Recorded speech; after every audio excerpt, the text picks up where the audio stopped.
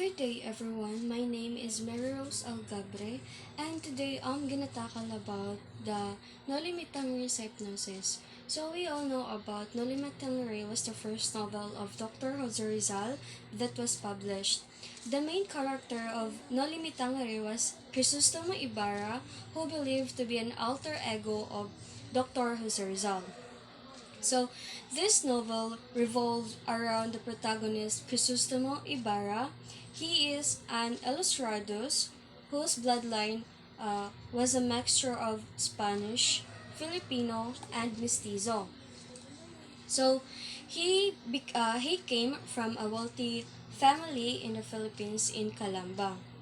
After how many years that Ibarra studied abroad, he went pero before his homecoming, Don Rafael died, and it was tragic because his dead body was refused to buried in a Catholic church by the parish, which is si Padre Damaso.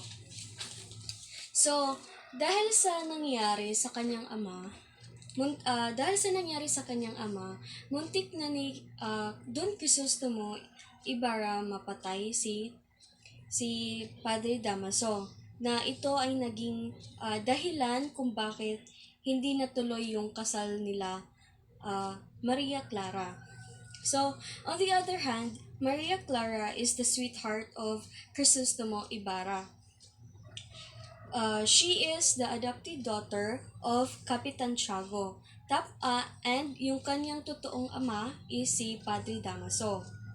So, dahil sa naging aksyon o nagawa ni Ibarra kay Padre Damaso, si si si Maria Clara ay nakabistol siya sa ibang lalaki, which is si Don Alfonso. So, at dahil sa nagawa ni Crisostomo, ito ay naging dahilan na hindi matuloy yung kasal nila, at ito din ang dahilan kung bakit napunta si Maria Clara sa kumbento. Kasi dahil sa pagmamahal ni Maria kay Ibarra, mas pinili nitong maging isang madre kaysa magpakasal sa lalaking hindi naman niya mahal. So, sa tulong ni Padre Damaso, which is yung papa niya, naging madre si Maria Clara, that she became Colonel Slave of Padre Salvi, who sought relationship with her. So, as the story goes by, Elias convinced him to revolt a fight against the tyrants. Kasi si Elias, naniniwala siya ang paghihirap ng mga Pilipino ay sobra na. So, yung naisip ni Elias na maging solusyon ay ang pag-revolt at pag-violence sa para makuha ang freedom ng Filipino. So, as the enemies of Ibarra planned to create a fake insurrection, blaming him, Maria Clara helped them as she was used as a trap on protecting the secret of betraying Ibarra. As for Ibarra, he had